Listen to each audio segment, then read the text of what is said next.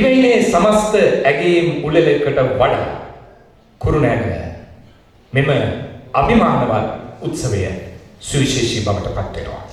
එනිසා අරමුණ පැහැදිලි කිරීම සඳහා දිසාපතිතුමනි ආර්.එම්.ආර්. රත්නායක මහත්මයාණනි ඔබතුමා ගෞරවනීය ස්වාමීන් වහන්සේගෙන් අවසරයි. වයඹ පළාත් සභාවේ ආණ්ඩුකාරතුමනි, වයඹ පළාත් සභාවේ ප්‍රධාන ලේකම්තුමනි, ඒ වගේම අමාත්‍යාංශවල සියලුම ආණ්ඩුකාර ලේකම්තුමනි, ප්‍රධාන අමාත්‍යාංශ ලේකම්තුමා ඇතුළු රළ පෙළ පන්තිය දක්වා මේ විශ්වීය ප්‍රාණීය ගුණය තෙත්ව පවතිනවා. එය සුරැකීම සහ විසුරුවා හැරීම රාජ්‍ය පරිපාලන ක්ෂේත්‍රයේ සුවිශේෂී කාර්යභාරයක්. අපේ දිසාපතිතුමනි මේ උත්සව සභාව ආරම්භ කරන්න මොහොතකින් කාරණේ අපි සිහිපත් කරන්න කැමතියි.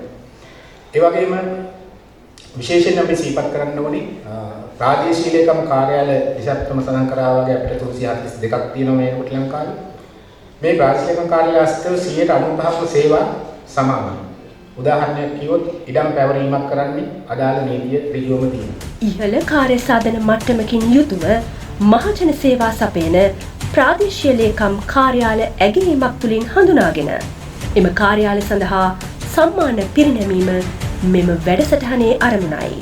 විශේෂ කෙනෙකුට ආරාධනා කරනවා මේ මයික්‍රොෆෝනේ බාර ගන්න. කුරුණෑගල දිස්ත්‍රික්කය ගැන අමුතුවෙන් පැහැදිලි කිරීම කරන්නට අවශ්‍ය නැහැ.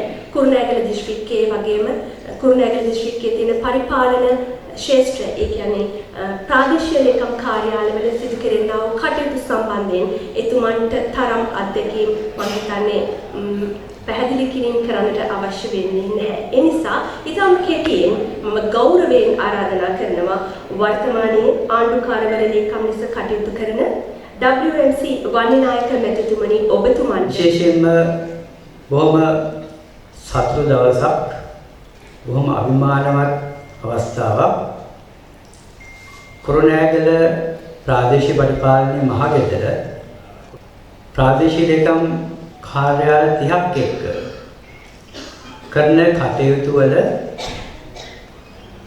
යම්කිසි ආකාරයක මන බැලීමක්, සොයා බැලීමක්, සියලු කටයුතු සම්බන්ධව සිදු කළ මොහොතක ඇගයුම් උළෙලක් සංවිධානය වෙච්ච වෙලාව.